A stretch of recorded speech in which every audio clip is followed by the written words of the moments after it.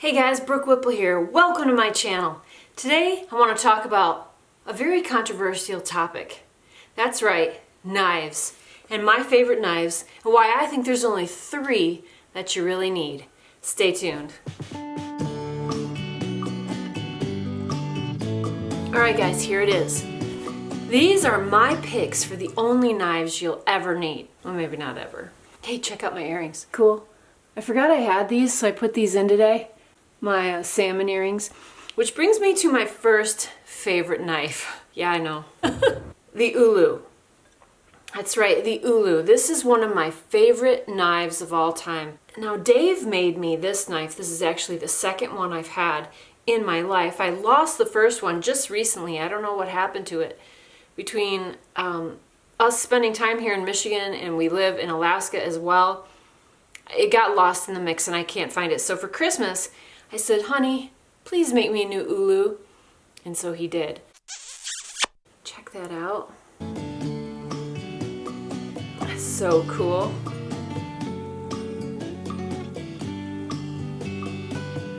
He made that out of a saw blade and some curly maple we had.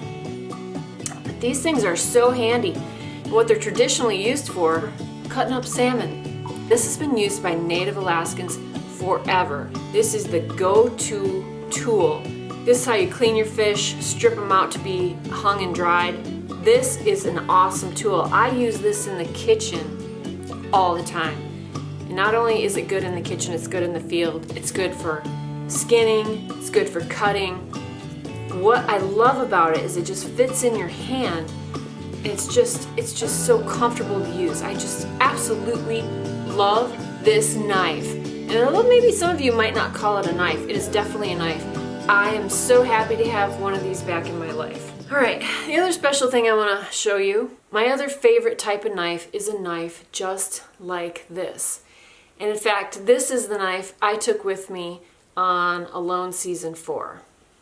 Look at this thing. It is so beat up. I have not touched this knife since we got back. I've been waiting to do a video on it. This is how it looked like when I left the field. It's a wreck. It is just so beat up. It's rusty. Oh man. That's 7 straight weeks of abuse in a salt water environment. That's what it'll do. This is a Condor Woodlaw. This is a blank. Dave ordered, and then he made me the handle. And it was custom fit for me. So fits my hand so good. I love this knife. And this thing, it's easy to sharpen as well. It's got a great steel on it, and it's got a nice tip. It's just the perfect size. I don't feel like you need a knife bigger than this. And it's just a real stout overall, good quality knife. Of course, I need to clean it up and resharpen it, which I'm going to do in another video. But Dave put the scales on, and this is how it looked like when I came out of the field from Vancouver Island on Alone Season 4 after 7 straight weeks of using it. Now this sheath here, you can see all the tick marks in here. Every day I would mark off the days with a tick mark on my sheath. Now this is a sheath that I made.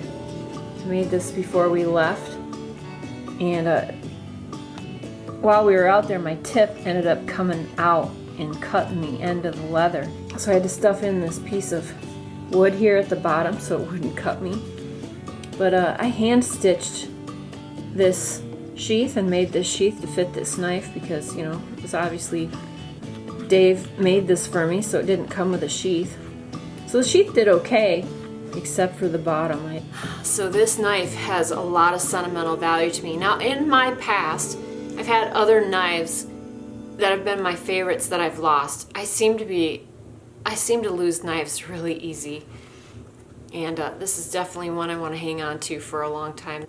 This cut up so many fish and did so many tasks for me out there for those 7 weeks. I mean, and what we would do is Dave found this one rock and he would sharpen it up the best he could using dirt and sand, but it was really hard to keep this thing sharp out there without a knife sharpener. But the Condor Woodlaw It's a great knife. I absolutely love it. I would highly recommend this knife. It's just a wonderful knife. You know, you could baton wood if you wanted to. I'm not big into batoning wood myself, but you could if you needed to. This is a nice stout blade. It's got a nice spine on it. It was great for sparking the ferro rod.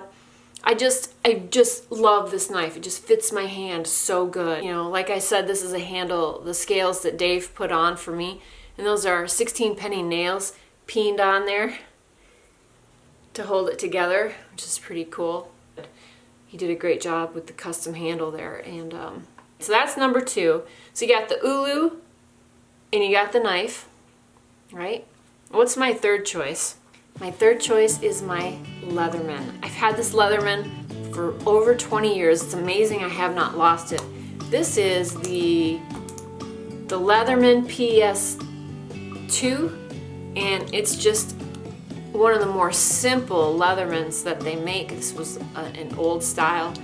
It's got a serrated blade, a file, just a couple of the basic tools, you know, the can opener, the Phillips head screwdriver. I only use the real basic stuff on here, but I find that I reach for this tool almost more than anything else. I mean, it's so tiny. This is a really small Leatherman. Wire cutters and the pliers, the blade, it doesn't lock, nothing locks, but I reach for this thing all the time. I've had this for 20 years, and you can tell the case, it's the real old leather case, which is cool. It's just been beat to heck and has paint on it. I just love this little Leatherman. I use it so much. I'm always reaching for this thing. I always have it on my belt. So I can't go wrong with a Leatherman. So if I was gonna choose only 3 knives, here it is, guys. It's nothing fancy. I mean, I don't need a name brand knife that's super expensive, custom, nothing. I want an ulu, because I use this in the kitchen just as much as I use it in the field. I want a good sturdy bushcraft type of knife, not too big, fits my hand really good, is going to sharpen easily, and I give me a Leatherman. I feel like this bushcraft survival community is just inundated with choices of knives, and everyone has an opinion on what knife they like the best, which knife works best for them. These are the 3 knives that I reach for all the time. Nothing fancy, nothing special, but you know what's true? The knives that you reach for the most, the ones that you use the most, those are the ones you need. And that's what I found over time, is that these 3 do the job for me. I wonder what's yours. What's your favorite knife? Do you have some hand-me-down knives that have sentimental value? Unfortunately, I've lost all the knives that had sentimental value to me. I'm just not good at keeping knives around. They just disappear for some reason. My dad gave me a really cool knife one time and I've lost it. I lost it years ago up on the Yukon River. That's a river that will swallow knives. Oh man, if they could dredge the Yukon River, the stuff you would find in there.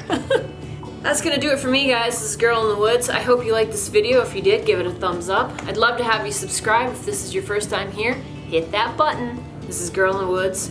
She gone. Don't forget to get outside and get happy. Hey, go fishing.